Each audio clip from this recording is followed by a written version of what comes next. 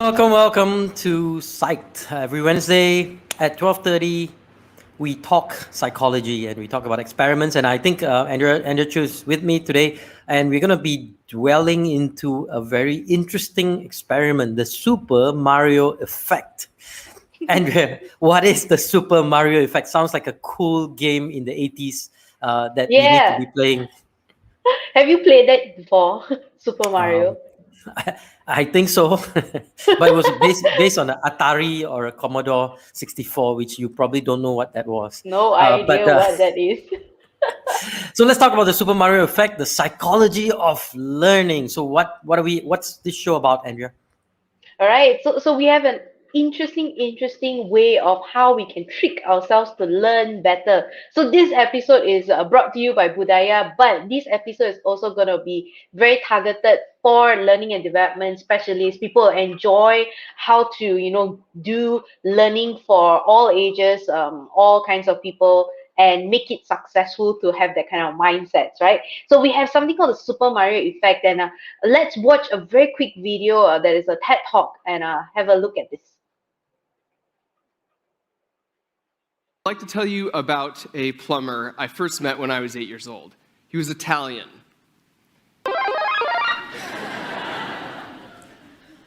When Super Mario Brothers came out, my friends and I became obsessed. Like, we wanted to get to the castle and rescue the beautiful Princess Peach from the evil Bowser. We get to school and ask each other, like, dude, what level did you make it to? Did you pass the game? We never asked each other about details on all the different ways we might have died. When it comes to games like this, no one ever picks up the controller for the first time, and then after jumping into a pit thinks, I'm so ashamed, that was such a failure, and they never want to try again, right? What really happens is they think, oh, I've got to remember, there's a pit right there. So I think next time I'm going to come out with a little more speed, I'm going to jump a little bit later. The focus and the obsession is about beating the game, not how dumb you might look if you get hit by a sliding green shell. And as a direct result of that attitude, of learning from but not being focused on the failures, we got really good, and we learned a ton in a very short amount of time. We were the right side of this graph. This is what I call the Super Mario effect, focusing on the princess and not the pits to stick with the task and to learn more. This caused me to reflect and realize that there were lots of other examples from my own personal experience where this attitude of life gamification, this Super Mario effect, led to more success and therefore more learning. All right, and that's the very small chunk of this TED Talk, and there's a whole 15-minute video that we contemplated whether we should just let everybody watch it, but please do watch it on YouTube. But what are your thoughts, Roshan, on watching this short clip? Yeah, no. So and I think when we talk a little bit about this is it's actually quite common sense.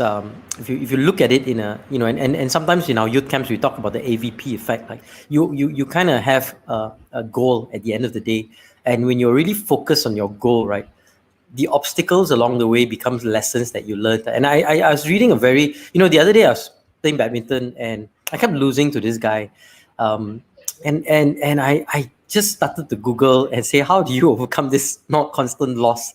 And the article, in Nicole that I picked up, right? There's this article in Nicole, and it said very simply, it's because when you lose, right, you're focused on the failure.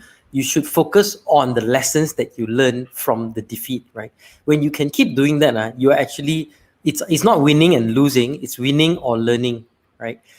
Because we tend to always look at it as winning and losing, but when it comes to winning and learning, then it becomes a whole different equation, right? So let's talk a little bit more about this Mario effect, and what it means, right? Because ultimately it's Mark Roberts, his 3 million YouTube subscribers did a coding challenge, and ultimately it triggered into this thing called the Super Mario effect. Talk us through this a little bit more. Tell us a bit more about this experiment, Andrea.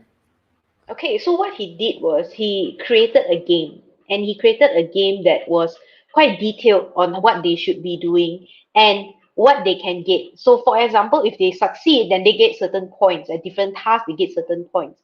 But then he separated them into two different groups, and later a lot of different variations came out of it. But these two different groups, one group had penalties. So, for example, if you like in Super Mario, right, when you die, you lose a life. So it's a similar concept in a way, but you lose points. right? And the other group did not have any penalty. So if they were losing, they still maintain a certain number of points that they have already achieved. And that's very interesting when he showed the stats, what happened with these two groups.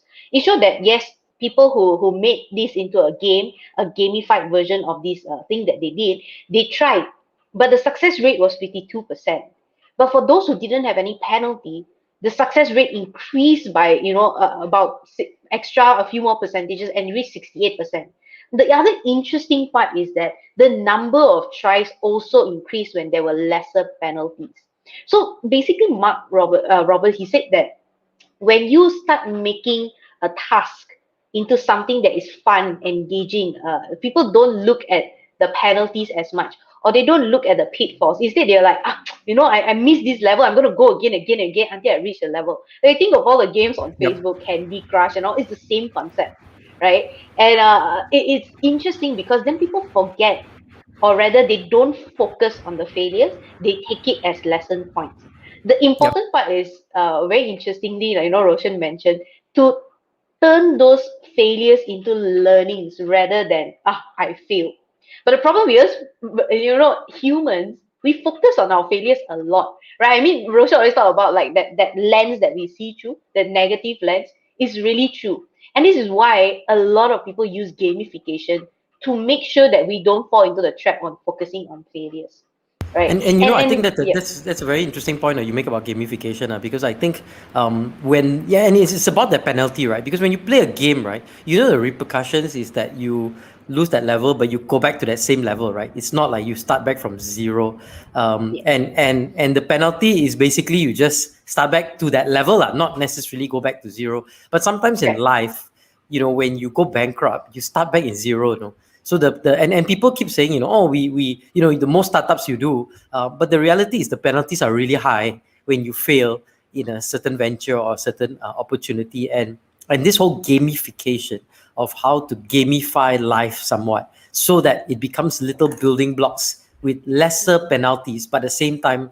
imbued with more detailed sort of learning. I think is very interesting. I just want to take a quote from this lady, Jessica Sanders, who says nearly 80% of learners say that they would be more productive if their learning or job was more game-like. I think there was a study also done among teachers, right, where they saw 70% of teachers said they saw an increase in student engagement when using educational video games, right?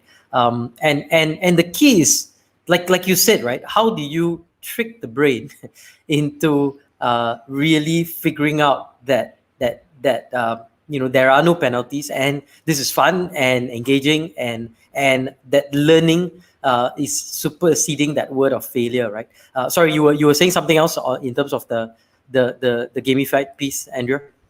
Yeah, I think I want to touch on that whole, gamify your life thing. The interesting part about gamification is that they take big chunks of goals into smaller tasks and certain smaller levels. So if we can gamify our life, I don't know whether you want to judge it by your birthdays that you have or a certain milestone that you have, then that becomes a sort of a penalty or whatever setbacks that you have that can be manageable. Or it doesn't look like, oh my God, I'm going to crash and go bankrupt completely. It's more of like, okay, if I know my money is decreasing, I know I'm going down that pitfall, right? So I got to prepare myself for that and then level up. I think that's a very interesting take on how we can gamify life.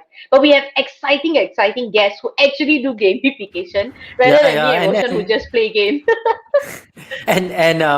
before we get our guests, for those who are just joining us, we're talking about the Super Mario effect. For those who don't know, there's a fantastic TED talk on how this former NASA scientist, I guess, who really enabled his YouTube followers to do a little experiment, and he found that if you can essentially gamify, have less penalties, and essentially you try harder and you actually do better. So there's a double effect with that. So who do we have? We have some gamers. Do we have some gamers, or we've got people who create games Yes. with us today? Andrea. We have both. So we were talking about Super Mario Brothers. Now we have a Super Evolves Brothers. And we have Arun and also Bob. They come from Evolves, which is a gamification company. But more importantly, they are also gamers, and interestingly, we're gonna bring them on and we're gonna put them to the test whether they are great Wow. gamers or not. All right, so we're gonna So bring while we get them up and running into the studio, there's a couple of comments. Sashi joining us say making it achievable, and then you can rest for a while. And Eva, who just adds that I still remember that I used to play Super Mario with my brother and play as a team. I will be Mario and he will be Luigi in the game. We work together in an attempt to defeat the villain. I guess there's also teamwork through games. So lots of learning, and we've got Arun Nagaraja and Bob Lim. Bob kind of reminds me of some of the Super Mario games, right? Let's get them on. So Arun's on. Okay, and we have somebody else who will be the host of this game. Me and Roshan, we don't qualify, so we won't play. But we have somebody else who will qualify and play with you guys, and we have Matthew with us. All right, on to you, Matthew. Hey everybody! All right, so what better way to start a whole episode about gamification and games and learning by playing a game. Do you guys play games in your own life personally? Definitely. Bob? Okay. Yeah, definitely. What do you guys play? Let the people know. Bob, you can go ahead. Oh, I go first? Okay. So I play all sorts of games. So I was way more active back then, participating in competition, going up against probably the best of the state.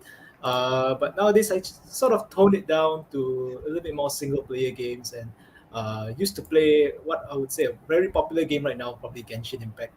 Games like Oh, all right. Okay. How about you, Arun? Similar to Bob, I think when I was growing up, I used to play a lot of games, especially the sports games. So your FIFA, your NHL, NFL, all of those. Right. Because I was more sports inclined as well. But then nowadays, I think with my kids, I kind of look at board games a lot more. And board games is a huge business. It's crazy what you can really do with board games these days. But yeah, all kinds of games. I'm still kind of like a gamer at heart. Nice. All right. So today we're not going to do something as complex as maybe Genshin or at the FIFA. But we're going to do something a little simple, but hopefully we'll learn some new facts from it today. So we're going to share a screen, and I believe we've sent you guys a link to join before. And what's going to happen is I'm going to change what you see on my screen so that you can see what these guys are looking at. So this is what we're all looking at now. We're all choosing our avatar and we're all ready to go. So we're all going to answer a bunch of questions.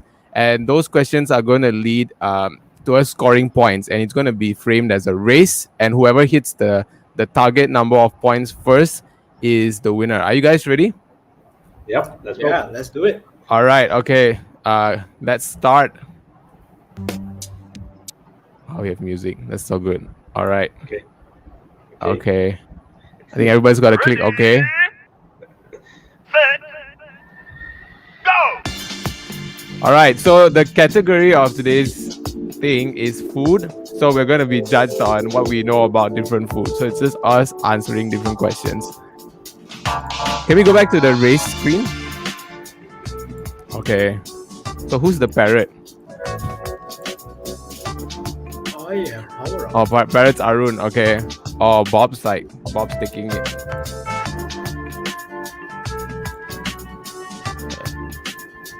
Arun's back in the lead. I am trailing behind because I'm trying to look at so many things. Damn. All of them. I got one wrong. Arun's really close. Oh my goodness.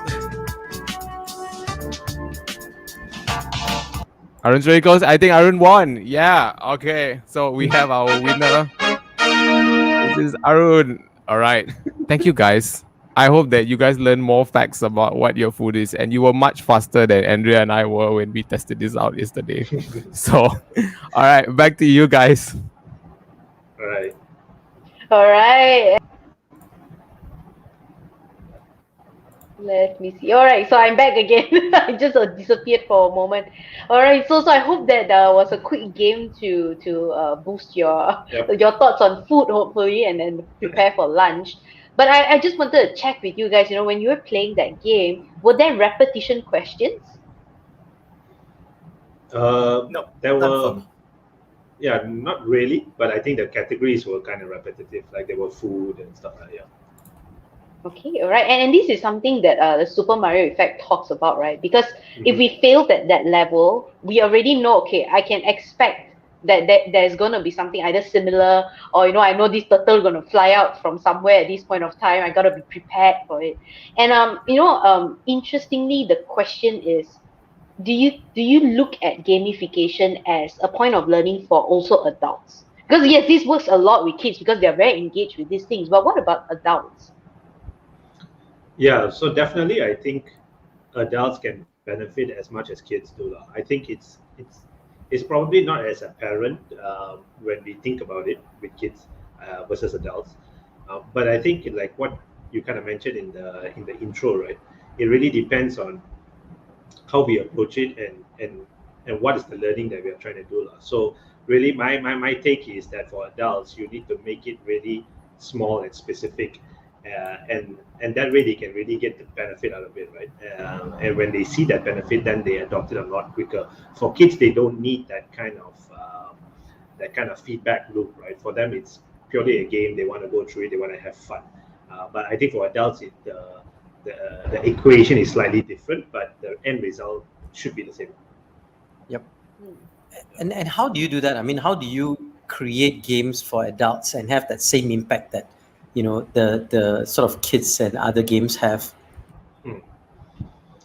So I think for adults, you need to really identify a pain point. For example, if you're talking in the corporate world, if you're talking outside of just your consumer games, right, which are primarily for fun, but if you're looking at the corporate side, it's really about identifying a key pain point and then making the game specific enough that you can see results from it, right? So for example, if you have a specific area where you need to hire the best people from the market, right?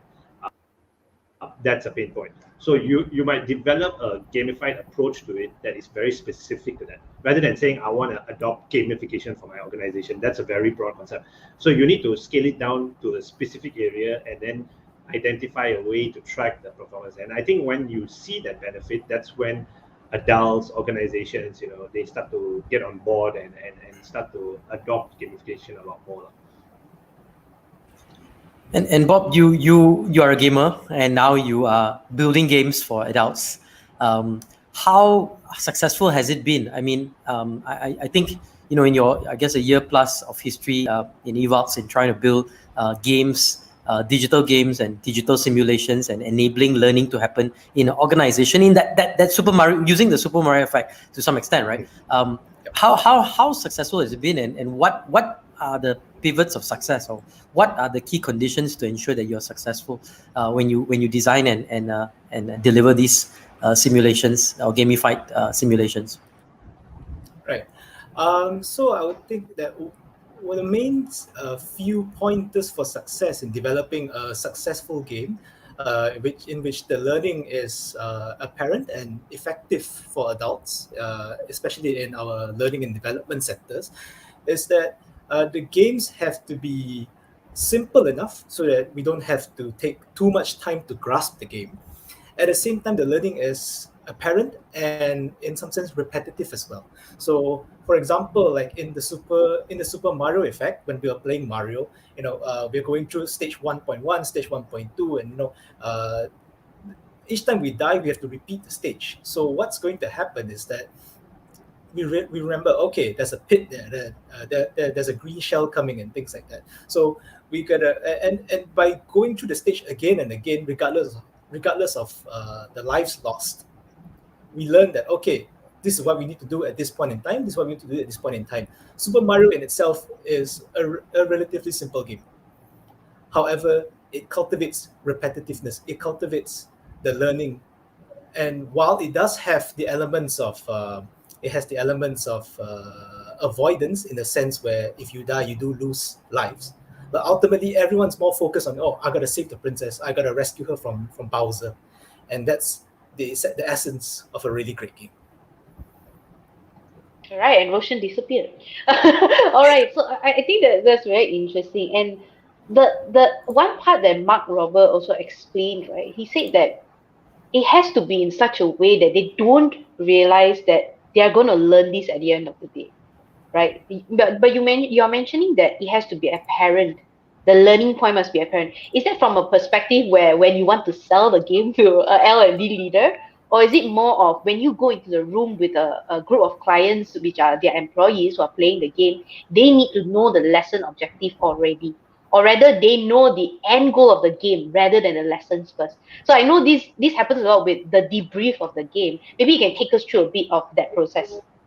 Yeah, sure. So I think usually in most organizations, gamification is just a tool in the overall L&D program, right? So, for example, if you go through a leadership program, there might be games or simulations that you go through that address that specific skill set. So, generally, in corporate organizations, there is an objective in mind and a skill set that they want to address, right? Whether it's team communication or collaboration, innovation, whatever it may be, there is always that element of what skill am I trying to learn. So, usually in a brief, which happens before the game starts, a trainer or a facilitator will go through the rules of the game to get the participants to understand the overall game itself. And then the participants go through it, they experience it, they might have pitfalls that they go in, they might have to learn. That's why a lot of the games have multiple rounds for you to understand some of the mistakes that you made in previous rounds and try to correct them in subsequent rounds. And then eventually, at the end of the game, not all of the debrief points are made very clear, right? And that's probably intentional as well, right? Because we want the participants to kind of play it naturally, to use their natural style to really understand where their skill sets are, right? And then at the end, when the game is over and when the debrief happens, right, this is really where some of the smaller nuanced, skill sets that they are learning, but subconsciously during the game is brought out, right? So they really understand it, that then they can really tie it back to their day-to-day roles, right? And hopefully, if they really immerse themselves during the simulation, they can really internalize some of those skill sets, right, and bring it forward into their roles, right? So that's generally the process, like so again, I think it's mainly a tool in a larger set of instruments that we use in L&D. All right, I think that's really really interesting, and I'm just going to take a very quick break to ask the people who are tuning in. What's one game that you're obsessed about, whether it's a kid right now or in your teens, whatever it is. Let me ask Bob, what was one game, I don't know, right now, or maybe when you're younger, what was one game that you're obsessed at scoring the highest levels? One game that I was obsessed. Okay, so one online game that I was completely obsessed about ever since I was young, and it's still very popular to this day, is Dota. So it's the classic, right? Mobile game, right? It's all just the classic 5-on-5. You got to rely on the teamwork. You got set objectives which are very clear. You got to go and defeat the enemy, break their base. Simple concept, hard to master. Okay, all right, thanks, Bob. And then Arun, what about you? I think one of the games that defined my childhood was probably FIFA and NHL. I don't know. I really, really spent hours on those games when I was growing up. Probably could have been spent better on the field, but yeah, I think those games were. But then I think one of the earliest memories I have of games is actually a game that my dad kind of introduced to us to teach us speed typing actually, and it was a really old game. I think it's probably 30 years old now, but it just it's similar to one of those old games where you have something that's chasing you, and the faster you type a certain sentence accurately, right, the further you get away, right, so you're kind of winning. So it was one of my first instances of learning gamification to teach me a certain skill set. In this instance, it was speed typing, right? And those games existed so many years ago. I remember when I was a kid. But today I don't know if people still utilize those, but games have evolved. But those were some of my earliest memories of games that I played. Very interesting. And we have a lot of people coming in with the things that I've never heard before. So John says the rat race. I'm not sure whether you've heard of these games before. Cash flow. Liana says, does Temple Run count? Okay, those were the days on Temple Run on our phones. Subway Surfers. Another Temple Run by Sharvina. Fruit Ninja by Esther, and Subway Surfer. Wow, a lot of games coming in, and I'm glad these were really quite old ones. So interestingly, and I think there are a few more comments coming in before that I want to also point out. Eva asked, Bob, what about PUBG? So she's wondering whether you play PUBG. I was obsessed about PUBG for a bit until I got headaches, so I stopped playing them. But I don't know. Have you played PUBG before? I've played PUBG before actually, but sooner or later, like the different variants of battle royale type of games came in, and I moved on from PUBG. Okay, all right. And I remember there was once because we are so like they have something called the winner chicken dinner sort of thing. Like if you get first Yeah, and then you get that, right? I was so obsessed with that my strategy was to hide. So like in PUBG the map will close in right at the end of the game. So you have to be in that round or you'll die. So my strategy was to hide all the time and I always got number two because the person would just throw the bomb and I'd be dead.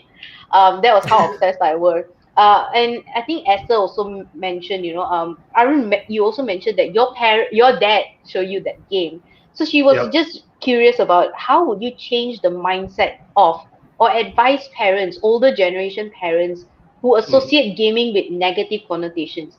I think this also comes down with possibly your potential clients.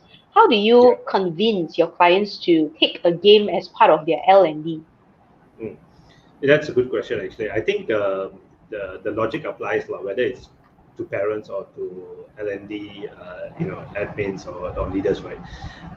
I think it matters if there is a clear goal in mind, right? So in the case of my father, right, he kind of introduced us to this game that taught us one specific skill set, which was speed typing, right? So in the case of for parents, if you want your kids to learn a certain skill set, for example, playing a guitar, a new instrument, right? There are many gamification games nowadays that can teach them not the overall concept of playing a new instrument, but specific skills that are fundamental to that instrument, right? So in a way, you're not. For example, if you want to learn guitar, right? The ultimate goal is maybe to be the Jimi Hendrix, or one of your favorite guitarists, right? But the idea is not to aim for that yet. Is to master some of the fundamentals like scales and arpeggios and chords and stuff like that. So there are a lot of games that can actually teach kids those small aspects of it, which eventually build the foundations to becoming a successful guitarist, right? So the concept that I'm trying to apply is that there needs to be a simple game that addresses a simple concept like chords or scales or arpeggios, right? And then you can see faster ROI. You can see the return on the investment, and it's small enough that you can quantify it.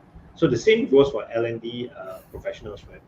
Rather than saying I want to gamify my entire L&D program, you said I might want to gamify only my onboarding process to see whether that has a positive knock-on impact maybe 100 days later after the person has been onboarded, to see whether they are more engaged, they understand their roles, they're performing at a higher pace, right? Rather than saying I want to boil the ocean, I just want to take one small aspect and gamify that. And when you can see clear ROI, that's when people start to get on board, right? I think that's one of the pitfalls of gamification among organizations is they cannot see the direct correlation between the game and the return, right? And that's because they are probably focusing on a much bigger playing field when they should actually be just looking at one specific process, right? And identifying the need there and saying this is a pain point, let's adopt a game that can solve this. And then when they see the result, then they say, okay, maybe we can do it with other areas of the business. And then they slowly develop a strategy along those lines. Okay, right, and I think that's very interesting, right? Taking that level by level kind of key skills that they're looking at and turning that into something that they can tangibly see after, and then only looking at a more comprehensive gamified version of their R&D. I think there are a few more comments that I want to point out. Matthew says rules of survival before PUBG came, and Eva says, "Wow, I suddenly feel so old now." Chuckles. One of my childhood memories would be Tetris video games, those like really Game Boy versions. Eva also mentioned, Esther, my mom used to hate it when my brother and I started playing computer games, even though we were in our school holidays. And I think this specific question, moving on, is specific for Bob, right? So you're the product development team in Evox. And one thing that also Robert just now mentioned, it's that if we have more rewards rather than the punishment, rather than the penalty, the success rate increases and the resilience to keep playing also increases. In your experience in designing these kind of games, which works better? Is it more sustainable? And also, is it based on situations? Right. So I think the typical conundrum on rewards versus punishment in terms of games is, I would think it's highly situational, depending on what pain points you're trying to address. So we go back to all the way back into the human nature. We are all driven by negative feedback, in the sense where negative feedback keeps us alive. So it translates into modern days, right? When we see punishment, that's what we're trying to avoid, right? We're trying to avoid, or like in Mario, we're trying to avoid losing a life.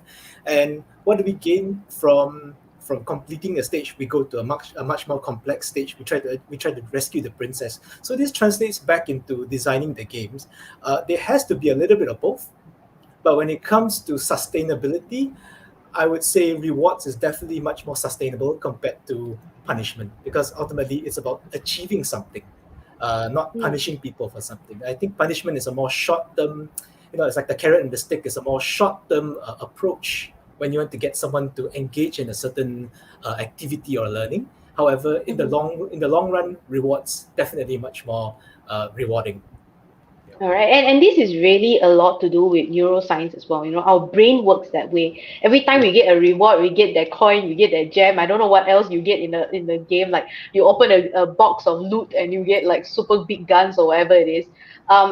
The dopamine kicks in, right? The dopamine kicks in so well that every time you have a pitfall or a little penalty, it doesn't matter as much. The cost and the benefit is higher in this case, and they just keep trying. And the cool part about games that I realized that makes me feel that kids who play a lot of games when they're young, definitely not addicted to it, but they enjoy games. They're very fast at solving problems as well.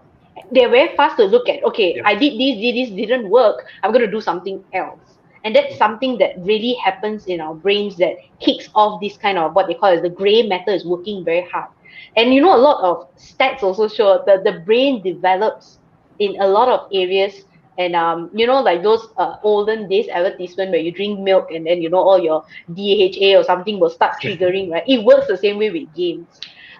So we're going to take a really quick break before we come back and talk about how do we apply gamification in our lives and in also our L&D and the interesting initiatives that we're doing in our companies. But we're going to take a quick break and we're going to watch a quick video of Insight Risk, one of the coolest gamification that I've set in for. So let's have a look at what this is.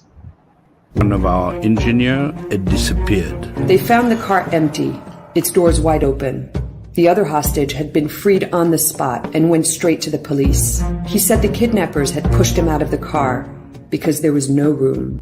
Can you set a price on somebody's life? It's a question of who you ask. If you ask a health insurance or, an employer. Who would care if you would die? The biggest failure in leadership today is the loss of trust. Some surveys show that is.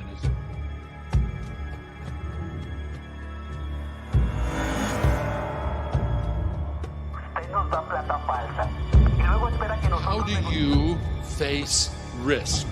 You're making the decision with very Conflict of interest at the end of a negotiation procedure.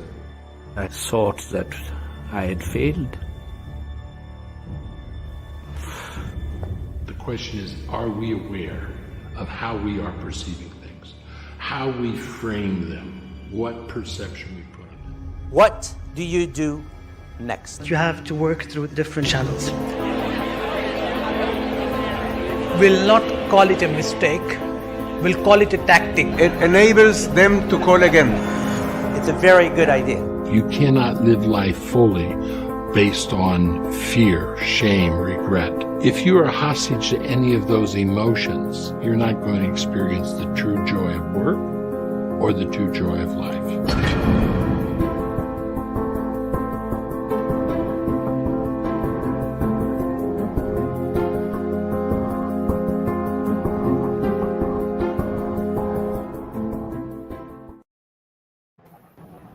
right? And Roshan is back, and that was a very quick video on Insight Race, which will show you a bit more on where to get more information on getting this for your companies or your organizations. Roshan, you're muted. Can he hear us? Can Roshan hear us? Hello, hello. Can you? I some audio difficulties today, but I was just saying the Inside Race is one of those programs that I've sat in a few times now. Amazing. I mean, it is truly. I mean, when you talk about movie combined with live, combined with simulations, combined with a whole bunch of things, right? All combined, and of course, to throw it off, you have a Hollywood producer, right? In Edward, who's curating the entire experience. And I think for me, one of the things I think is interesting listening to both of you just now is that and I was reading this book it's called The Seventh Sense, right? And it's talking about how Friedrich Nietzsche, when he was going through the Industrial Revolution of the 1890s, and the whole world was changing at that time, right? The Industrial Revolution, and he wrote about we all need to have a sixth sense to focus on how all these different changes are happening, and learn, because the person who's going to be successful is the person who adapts, right? It's not the person who has the most knowledge.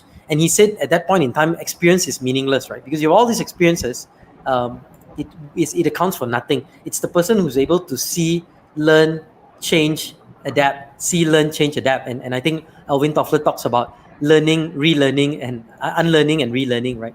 And I think what gamification brings is that the world is changing at such a drastic and dramatic pace at this point in time, and there's too much to learn. And what we need to do is get that nugget of knowledge and be able to quickly understand it, and then quickly be able to apply it, and be successful in the second round. I mean, we may be unsuccessful in the first round during the game, but that's where the learning happens. That's where the losing happens or the learning happens. But ultimately, when you go into the battlefield of life, you want to be winning. And I think that's what simulations bring to the table. And I see some great comments coming up. Chelsea Ann says, loves the insights that she's been getting from Bob and Arun so far. The Bob and Arun show, it sounds like a nice sim or a new TV show in this. A spin-off to this series, right? Just like, we'll have spin-off from the Psyched series, the Bob and Arun show, right? And then so many people are unaware of the psychological implications that gamification offer. And, Bob Arun, it's becoming like nice. Bob Arun, just to ask you, take it one step further, right? When you look at the Super Mario effect and, how should companies be thinking? There's a lot of learning and development that happens. Companies want people to learn and grow. What sort of advice would you impart to learning and development people or organizational leaders, right? Especially if you're SMEs, right?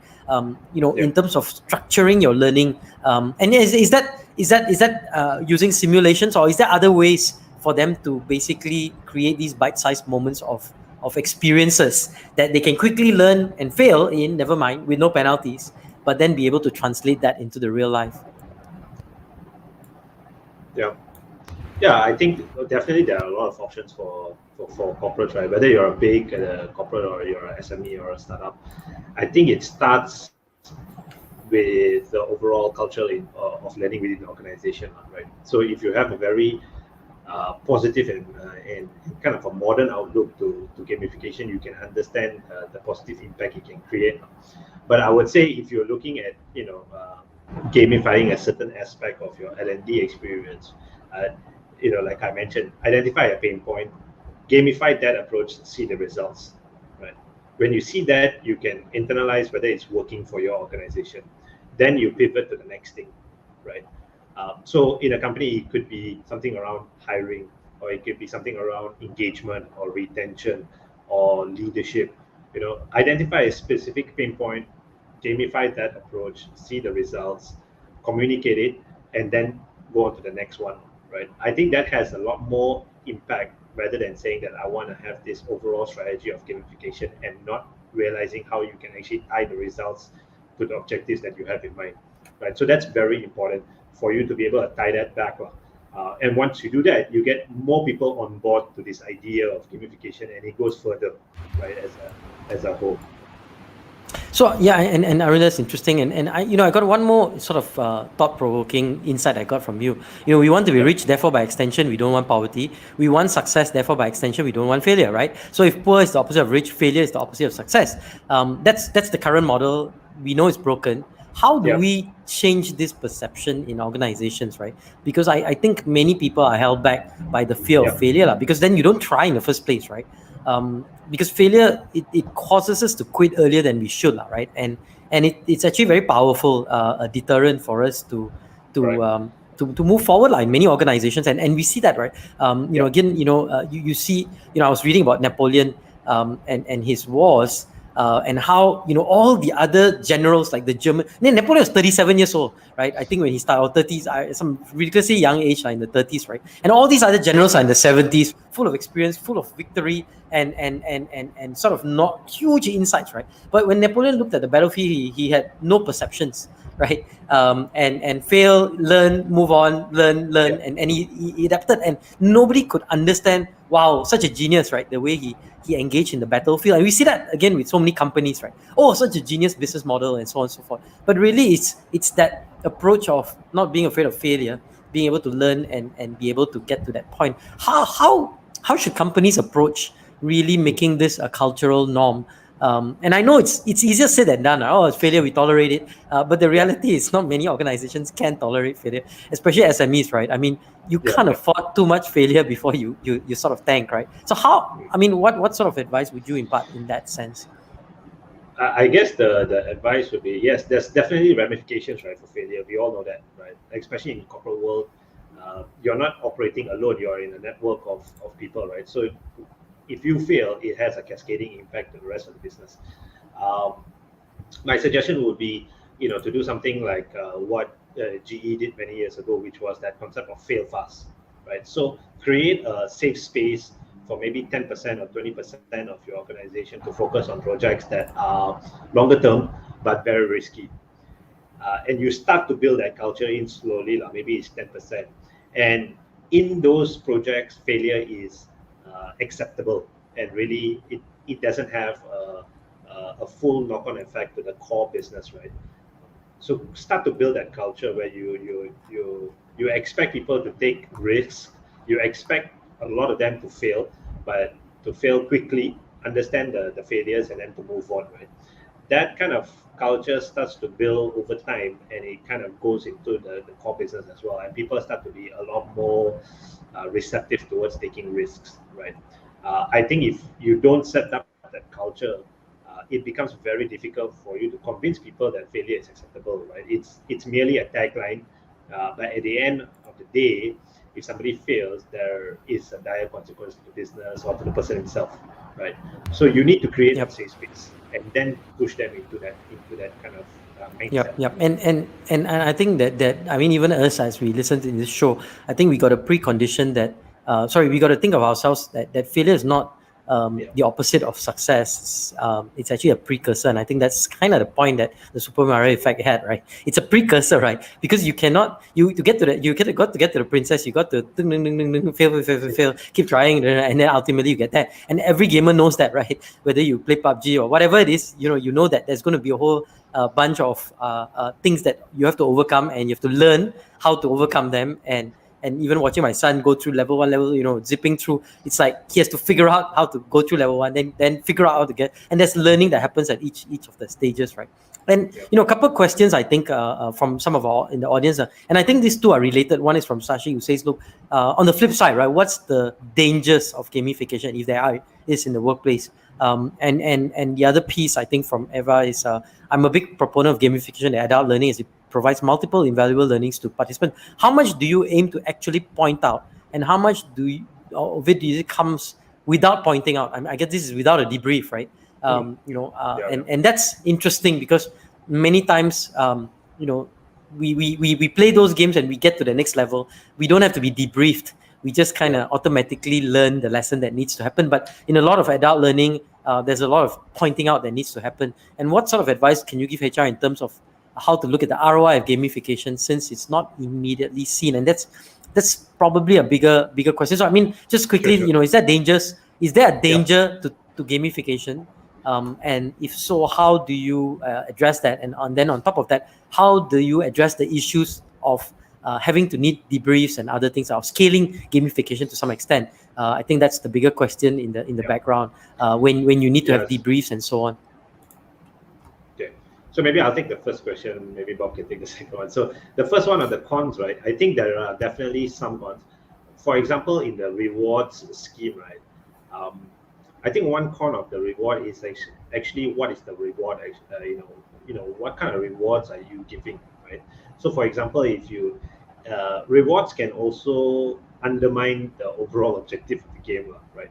If organizations have monetary rewards, that might tempt people to cheat or try to figure out the game, right? Which is not the intended purpose, but the reward is skewing their behavior.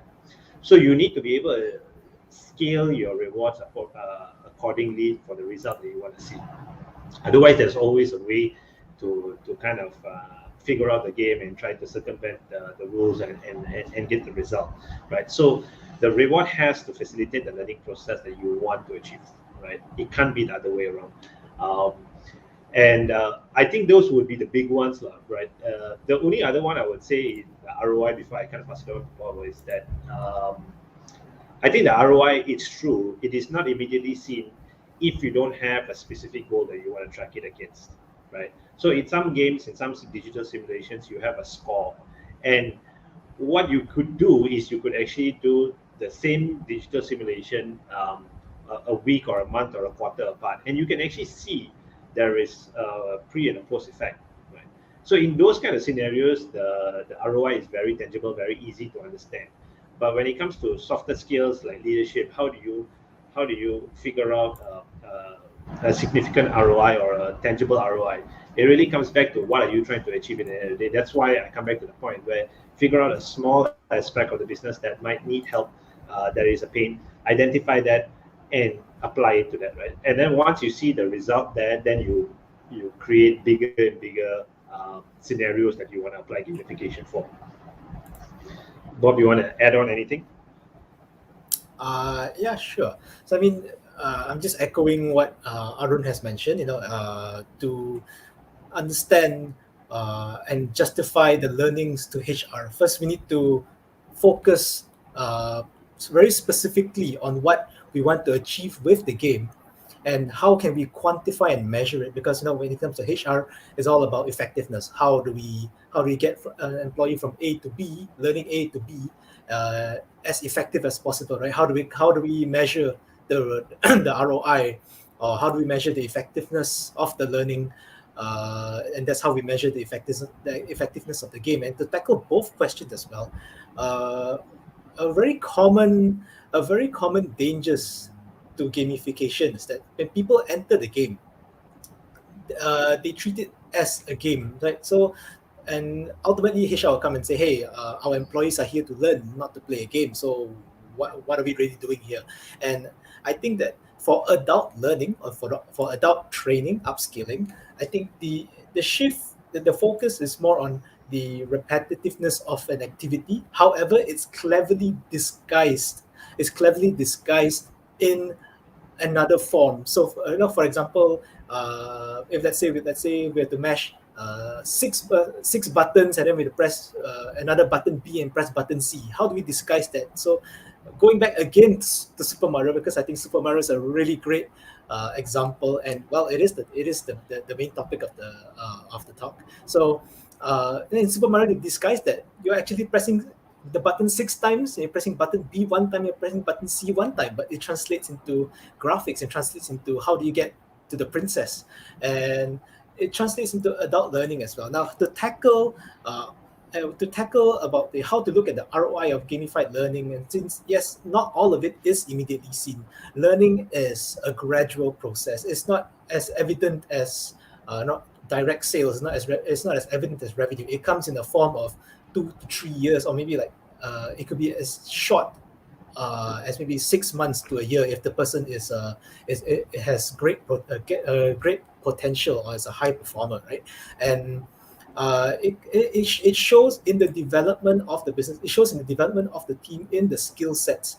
And I think another point of reflection when it comes to ROI is that if my team is sufficiently skilled, I do not need to outsource, or I do not need to source for another specifically skilled person to take on this task. Hence, I do save a little bit in terms of headcount cost, and I think that is one aspect that we can advise HR in terms of how do we look at ROI of gamified learning.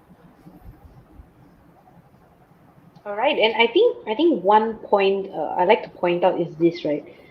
When you watch kids play, or even yourself, there are some games you play a few times, then you just give up. The key point here is that what determines somebody to continue playing is not just the fact that whether the game was good, or it was disguised completely excellent. There will still be people dropping the controller and say, you know what, forget it, I'm not going to go save the princess, this is rubbish, right? And I'm pretty sure Bob and Aaron, you've experienced people who have that mindset. So I'm going to talk very quickly about something that we didn't really touch on, but it's basically the motivation of why people will continue playing. And there's something called the self-determination framework. There are a lot of gamification companies or even psychologists use this to explain it. And this is as simple as what motivates us to keep doing it. And there's 3 areas here, right? Competence, autonomy, and relatedness. So a lot of L&D focus on competence. They need to be effective in dealing with that environment, whether they are going to be the best salesperson or they understand how to do customer service really excellent. This would be a competence motivation. But a lot of times, we also don't look at this other two, which is relatedness and also autonomy. So when you put like your clients or your employees or just a group of kids in a room to play a game, we forget that there is a lot of communal relationship in there. You think about all these online games that are excellent, they actually have communities around it, always, right? They have PUBG community lah, and then you can talk to people on Discord and stuff like that, because they know that's one of the key motivations of our basic needs. And lastly is autonomy, right? The need to control the course of our lives. And I think coming back to insight risk, when I look at this self-determination theory, something that George Coraza says, the problem with us is that we become hostages to fear, and the fear of failure, right? So failure is actually the opposite of what motivates us, because when you keep failing, then you just give up and that's it. So that means that you're so focused on failure that you do not reframe your mind to look at, oh, I need to go and save the princess. Oh, I need to go and in insight risk, you need to make good decisions, right? And interestingly also, insight risk is it focuses on high stakes leadership, which is something I never expect that gamification can do, because we mentioned a lot how L&D focuses on a specific skill, a specific task that they're trying to accomplish and gain competence for their employees. But imagine that you can gamify teaching them to have high stakes leadership. That's pretty amazing. And how gamification can do that. And I think there's one comment coming in from Aaron, right? He says that the diversity of age at times can be a stumbling point when it comes to gamification. And he asked this, right, what are your thoughts on that? And how can, LDR practitioners or rather people who are trying to help companies gamify and do their L&D a bit differently, convince everyone to try the gamification approach? So what are your thoughts on that? So I think, overall, I think, coming back to the example that you gave, right, with Discord and a lot of these communal kind of games, right, is that you need a sense of community around games, right? So it has to not only teach you the skill, but it has to do it in such a way that you can create a community to push you forward, right? I think that's really one of the big things that has happened over the last 15, 20 years is that games have become a lot more diverse than they used to be, which was mainly single-player games, right? And there's a specific reason for that, and some of the most popular games in the world today are multiplayer games, right? So even for our own solutions for organizations, right, there's a lot more emphasis on multiplayer games, right? And I think to convince people, whether they are young or old or mid-stage in their career, I think is think about it from the perspective of learning any skill, right? The more engaged you are, the more involved you are in that skill. Over time, you will build the muscle to perform in it, right? So I would say that people have to change their mindsets to be more adaptive to new technology and the way the world is moving towards. And I think even more so now when we are living apart from each other, everyone's in their own office at home. Games have become a platform to connect people and in a way also to teach them more right into the future. So I think it's really about the culture in the organization to push that and to really adopt it as a way forward, rather than your traditional style classroom-based learning mechanisms that we are so used to. Fantastic. So it's again a very engaging dialogue. Thank you, Andrea, for instigating and introducing us to the Super Mario effect and some of the permeations from there. And I think a lot of interesting sort of thoughts, in terms of how do you gamify learning, because learning is critical for your employees, right? The world is changing and we need to change accordingly. We need to adapt. How do you do that? And how do you enable people to learn now? And the same would be for parents, right? How do we enable our children to learn in a different sort of world that is changing at a much faster rate, and be able to really unlearn, relearn, and change accordingly. Arun, your sort of final thoughts as we close out today, and I know you wanted to share a little bit about some of the things that Evox does, right? You want to just share a quick Sure. final thoughts?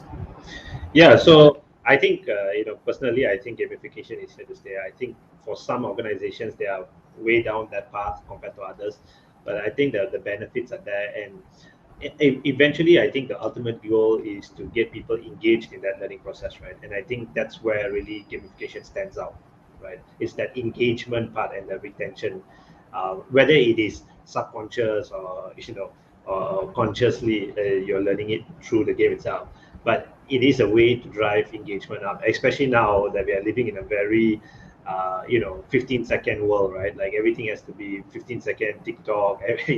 Content gets shorter and shorter. So I think gamification has a serious role to play. With regards, I think, to Evox, we are a game-based developer where we create digital games, virtual games for organizations, right? So predominantly we are B2B focused, looking at how we can help organizations upskill their employees in soft skill areas, leadership, communication, high stakes leadership, like the one you saw in Inside Risk. But we really think that's the future. The only way we're going to really connect. And Inside Risk is something that's upcoming. Shadows of Medellin. Yep. Yes. Maybe. So Shadows of Medellin is a fantastic product. I think it's one of the few products that I've seen that really can cut across all layers of organization and everyone can relate and learn, right? And now today we can do it physically, we can do it virtually, we can do it hybrid, digital. All the options are available, right? Fantastic. So do reach out to us if you're interested.